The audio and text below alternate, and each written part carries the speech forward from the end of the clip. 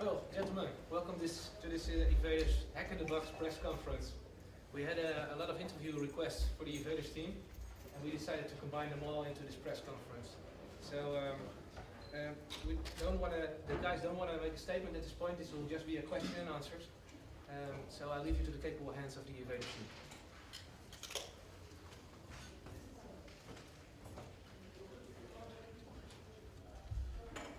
Any questions?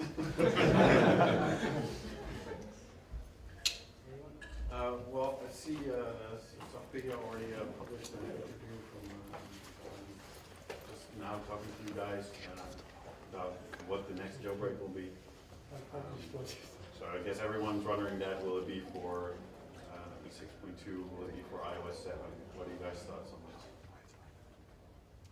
I mean, nobody even knows what the next version of from Apple will be. I don't know how you answer a question like that.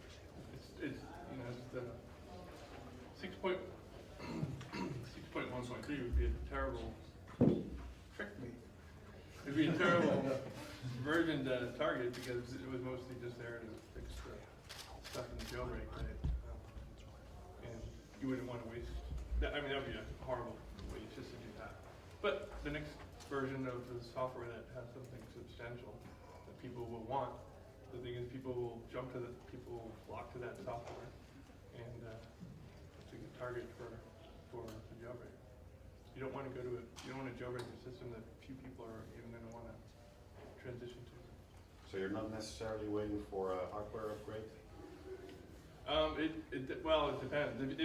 If the hardware upgrade was really close to the you know, it depends on what the rumor mills come out with and how truthful close to reality they are. If a hardware release were right after, you know, a software release, and if everything were ready for a jailbreak for around that date, we certainly wait for the hardware to come first. If the rumors were viable. This is all hypothetical. But if you look in the past, if you just look at the past history of the releases, it's always been like that. There's been a few cases where we waited a few weeks. There was one case where we famously said we were going to wait for the next hardware to get released in Europe or something like that, and then Geo beat us to the release.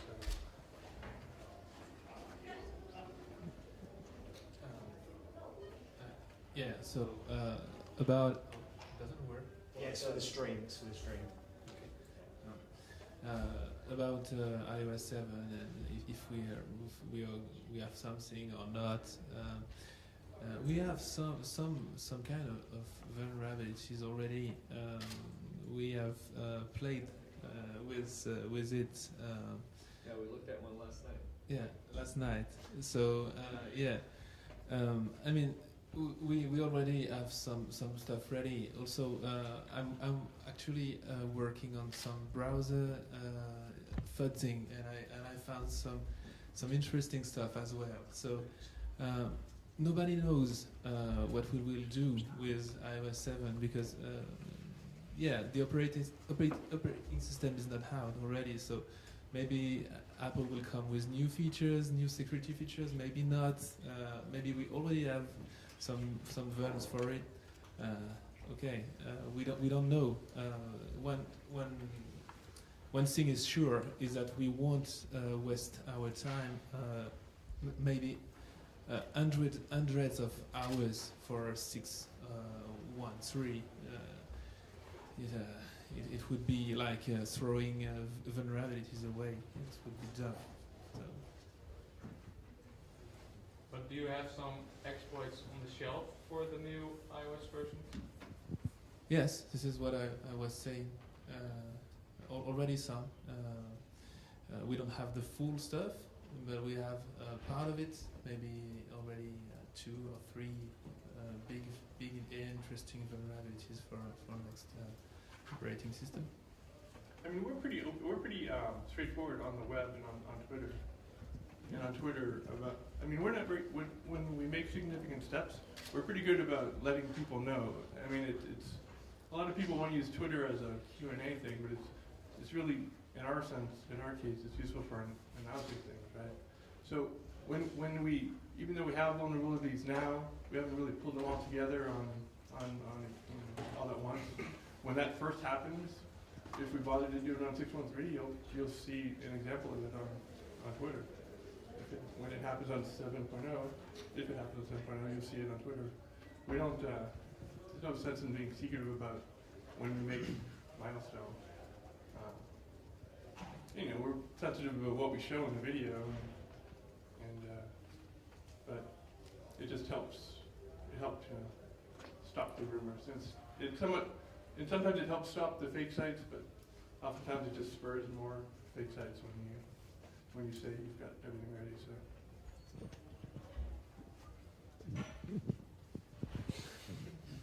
When Apple patched some of the stuff that you guys use for your jailbreak in 6.1.3, did they also leave some stuff that's not been fixed, or did they fix everything?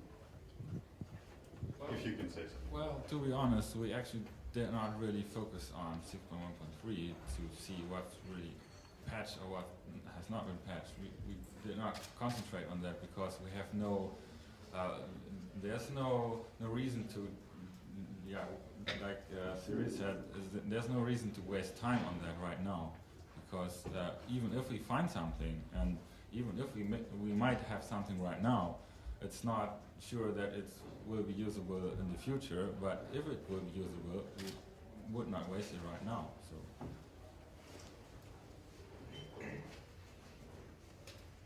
It's one of those things you sort of go off.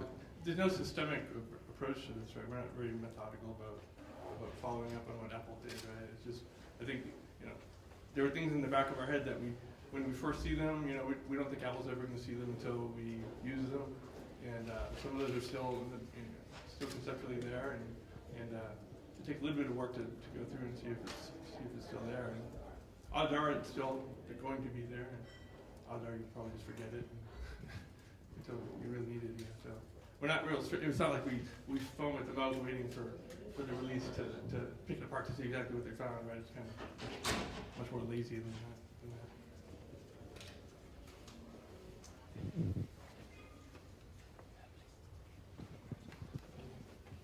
Yeah.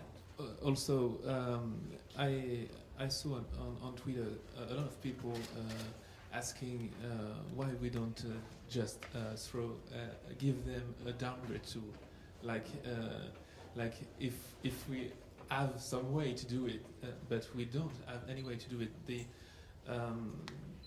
The whole downgrade process is pretty well secured today, and use strong cryptography mechanisms to verify everything. So we don't have this kind of vulnerability today to allow downgrade, and even if we add one, I'm not sure it would be interesting anyway to release a tool right now and burn that particular vulnerability, because anyway it would be fixed by Apple because it would be software. So. Oh yeah, most likely it would be a software vulnerability, and it would only last one firmware version, and it would probably take a lot of effort to develop. And there's only a limited amount of man hours that we want to spend on this kind of thing. So we try to focus on things that would be the most useful to the community, which are jailbreaks and not just tools for vulnerabilities that are very limited in scope. So, yeah, that question comes up a lot on Twitter. So it's somewhat confusing because there's a class there's a increasingly small class of devices where you can do the downgrade, and Red Snow does support downgrades of those devices.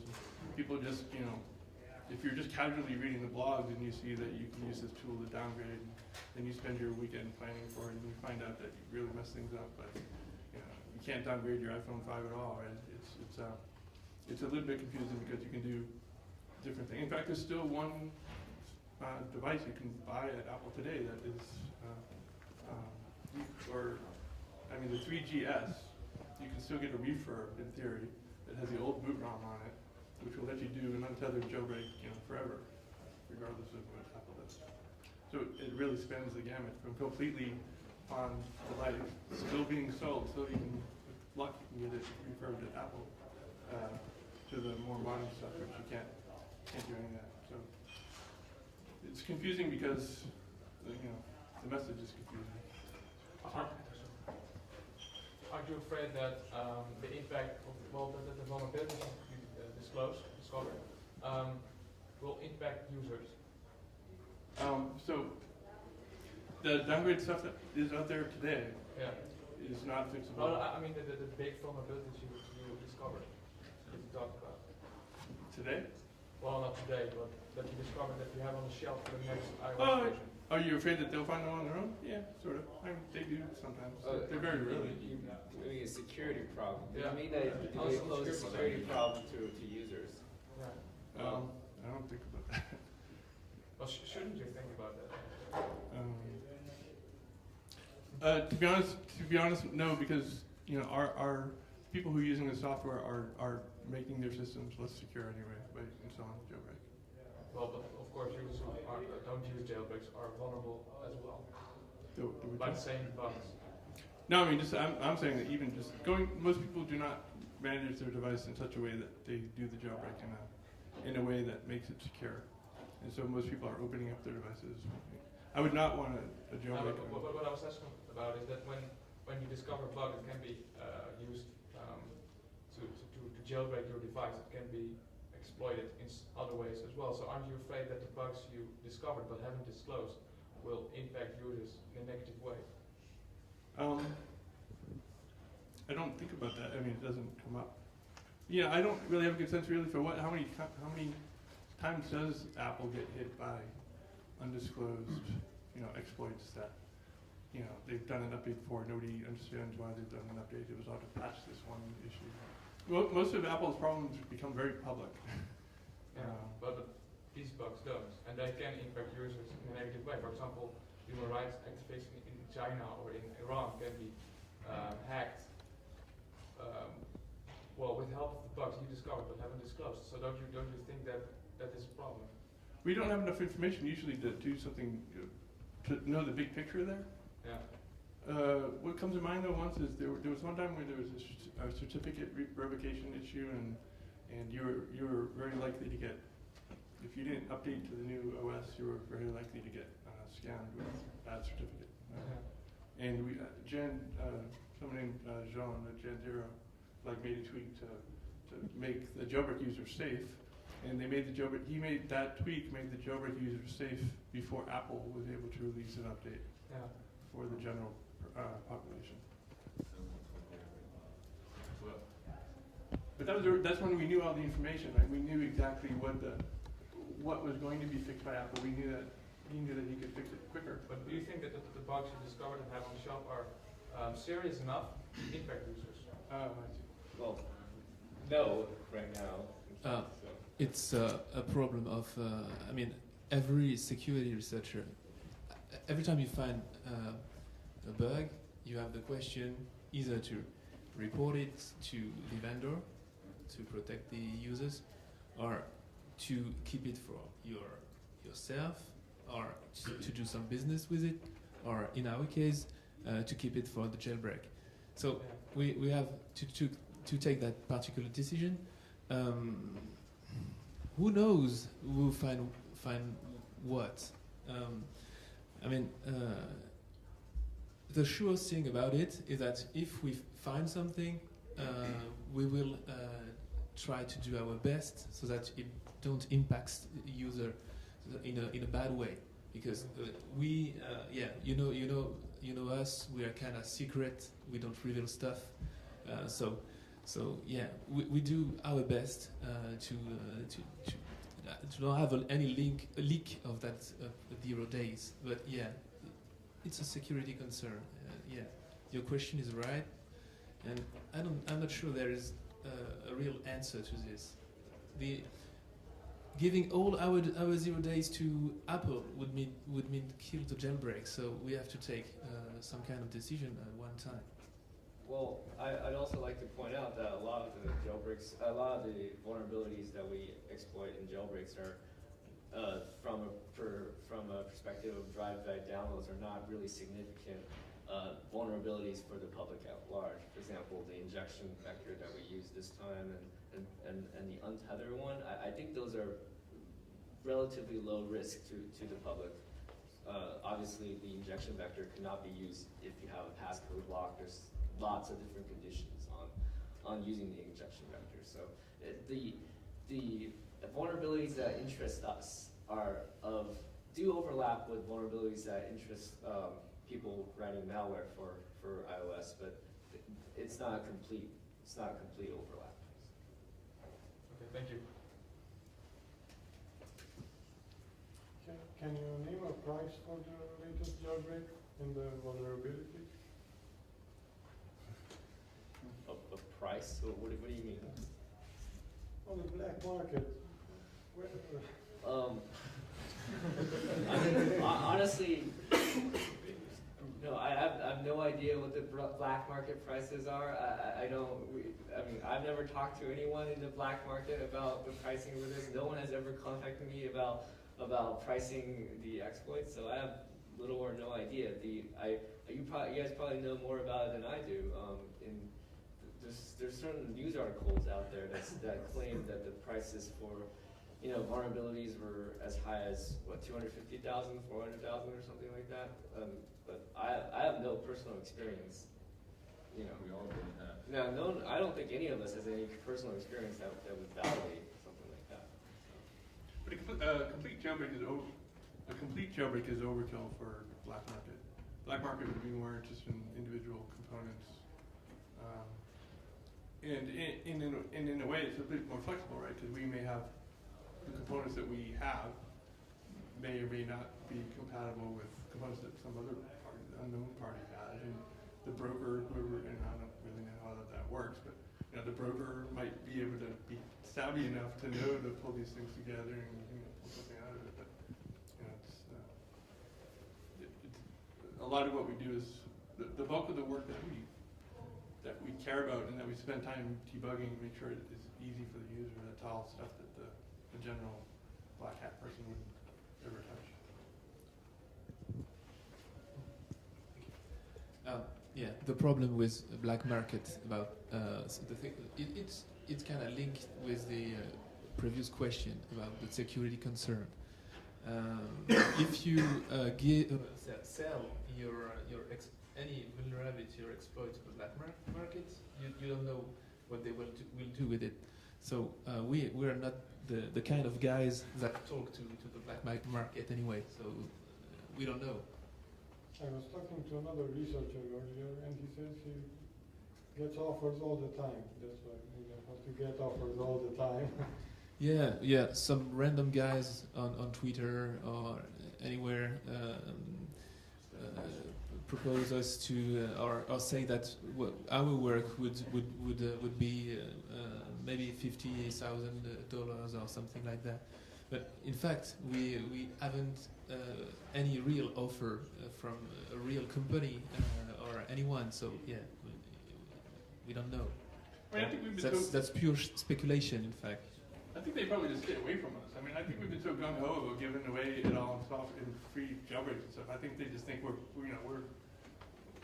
don't want to be near us with a 10-foot pole. We'll try to figure out what they have and use it in a jailbreak, right? So, I wouldn't want to go near us. Not because we're super bad or anything, just because we're gonna give it away. We're not gonna.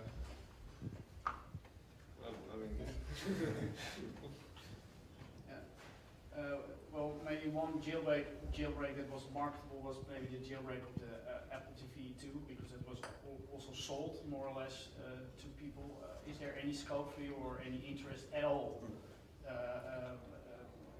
focus on the Apple TV3 as well? Don't you think it's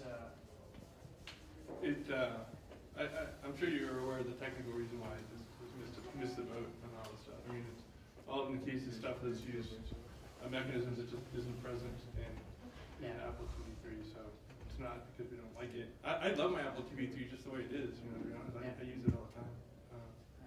There's very little that I want to add to it, but but nevertheless, there is a market for it. People love to have their custom codecs and all that stuff. I think you're the only one. I don't have an Apple TV at all. Do you have? Okay, you have one. Do you have one too? Yeah. So I'm the only one without an Apple TV? I don't even have a regular TV. yeah, but from a hacker's perspective, I could understand that that it triggers you somehow because that's the only device that's Still not. It's still not right. Yeah. It's a little bit of a thorn in the side there, but it's. Well, I mean, it's not anything that different. All you gotta do is find one piece, and then you can just use everything else on it. You can borrow mine. So, okay, well, great. So I don't think it's that challenging well, it is challenging, obviously, but it's not like it's not like it's a significantly different experience than jailbreaking anything else. The only thing you'd really get with the Apple TV3 specifically, you get that the second core is not enabled right now on the Apple TV3, so you could in theory turn on the second core and crank up frequency. You can start a You fire. really want to do that for your TV. There's been some talk in the security industry over time that jailbreaks actually encourage users to keep their phones unpatched and vulnerable. Of course, not all jailbreaks use exploits that would be useful to achieve drive-by downloads, but some of them are, and those are dangerous. Is there any possibility that you could port Apple's patches for those vulnerabilities to the jailbroken phones, but still keep the jailbreak intact? I mean, somebody should. I mean, we don't have time to do that, but somebody should go out. Somebody could go out and do that. For any drive-by downloads that we know of, like for example, that's used for a jailbreak, not we, actually, since it's been a while since only Comex has done jailbreak me's in the past, but in the past for all the jailbreak me's, of course, the vulnerability was patched when the jailbreak was released or shortly thereafter. Part of the jailbreak fixed the hole. So yeah, I think if there was a situation where there's something dangerous, then of course someone would definitely backport to Apple's patches. It would take a lot of work though. So I don't know. But there are at least two cases where they did that. Yeah, I mean on a regular basis, create a community effort to port that port, Apple's patches and distribute them to CDR. There aren't a whole lot of people, there's not that many people here, in general. And this is a subset of the people who have ever been involved in jailbreak stuff, but I mean, we all sort of know each other. It's not like there's vast communities of people who are tailoring the jailbreak.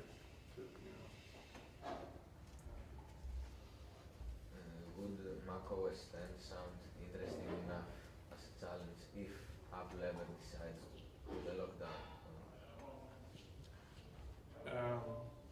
I mean, it seems like they are going that way, right? Yeah, that's right. It's very much going to be an opt-in, opt-out kind of a thing, all right? They're not going to force everyone to be locked down. You can choose to work outside that environment, just not to get all the benefits of being on the inside, right? Yeah, the source code is available, so it should be easier. Yeah. Technically, it should be easier to jailbreak macOS if it happens than iOS because the attack surface is so much bigger. Yes. In many ways, it's a lot bigger. I saw on Twitter that Project Ninja, Joshua Hill also mentioned that he was close to a jailbreak. I'm wondering, are you guys going to raise him or are you working together still? How's that going to work? In fact, we have absolutely not any clue, no clue about what Joshua Hill has or not. At Hack in the Box, he presented his work on the iBoot. It's raw stuff involving the file system, which would anyway require other set of vulnerabilities to be injected. A lot of them. So I don't know, in fact, what he has and if he really plans to work on a jailbreak tool alone. Yeah, sounds Interesting. I should say, it takes a village, and one person is not a village, so It is if you're comics. Comics is the only village you know of. It's the Comicsville. Comicsville. I mean, has anyone been able to dump a recent version of boot ROM? Nope. No progress.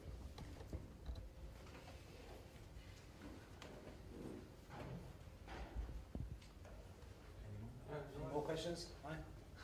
Last year when we spoke, some of you guys said you wouldn't turn down a job offer from Apple. Have you received any job offer from Apple since? And if yes, why I'm not you at it?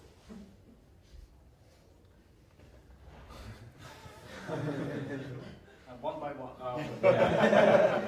Yeah, well, last year there was the jailbreak convention in San Francisco, and I used, and we actually had some Apple guys attending the conference, and at the day of the conference itself, me personally wasn't able to talk to the guys because I was still finishing my presentation.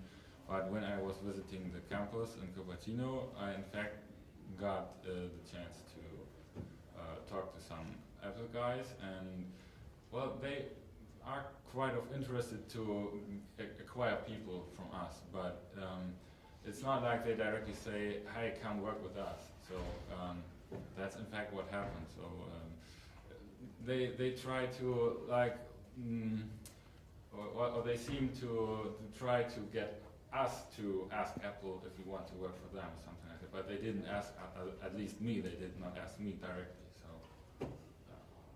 I don't know about your experience, but Well, so I mean, I'm an engineer, and I know engineers at Apple. It's you know, just personally, Apple's just too big of a company for me to work at. The company that I've worked at my whole life has just been much smaller than that. And this is sort of environment I like to be in. Yeah, I mean, I agree. At one point, you know, I talked to Apple about maybe working with them, but you know, for sort of complicated personal reasons, and ended up following through on that. But that was many years ago. So yeah, I had the same problem that Nick has. So I talked with some managers from Apple, and we exchanged some emails. Then they wanted me to do some FaceTime with them from France and stuff like this, and I was too busy working on my no, not jailbreak. No.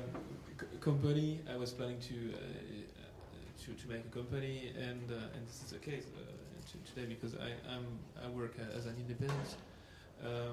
So it was maybe not the right time, not the right moment, but I already said that, and yeah, I'm really interested in working with Apple in some way. But I you said won't that use for- FaceTime. You have to Skype you. Right? Yeah, no, Or open not source. Skype me. Maybe just chat or something like that. Yeah.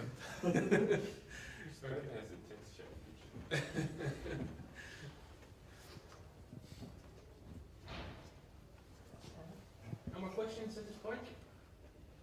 One more question. Last year, you guys sat here as the chronic dev team, basically, and maybe the iOS Dream team. Now it's Evad3rs. Is this the name you're going to carry towards well, your next jailbreak project? Yeah, our next jailbreak project, yeah. I mean, yeah.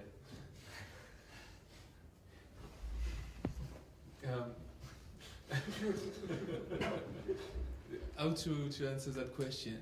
I mean, but by the past, we were with the chronic dev team. Yeah, some. Most of it, I mean, even that last year's one. Yeah.